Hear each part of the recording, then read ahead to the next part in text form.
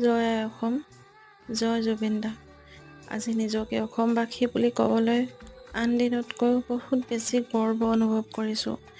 কাৰণ আমি অসমবাসীয়ে গোটেই বিশ্বক আজি শিকাব পাৰিছোঁ যে শিল্পীক কিদৰে সন্মান দিব লাগে।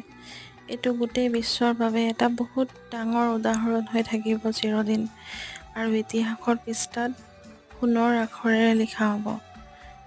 আৰু আমি ইয়াৰ উইটনেছ হিচাপে আমাৰ নতুন প্ৰজন্মৰ লগত জুবিনদাৰ সৈতে সদায় পৰিচয় কৰাই গৈ থাকিম।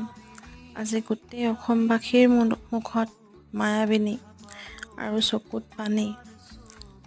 কিন্তু এটা কথা সঁচা, দীৰ্ঘজীৱীসকল কেতিয়াও নমৰে, জীয়াই থাকে তেখেতলোকৰ ব্যক্তিত্ব। আৰু জুবিনদাৰ গান, সুৰ সকলোতে তেওঁ বাচি থাকিব। তেওঁ আমাৰ মাজত সদায় থাকিব, তেওঁৰ গান আমাৰ মাজত সদায় থাকিব।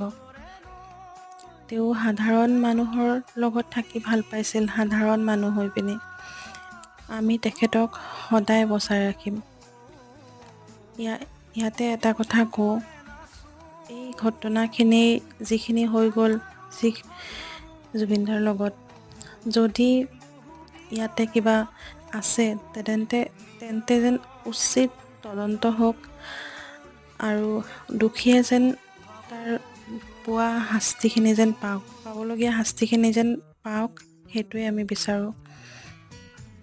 জয় জুবিন দা, জয় আই অসম।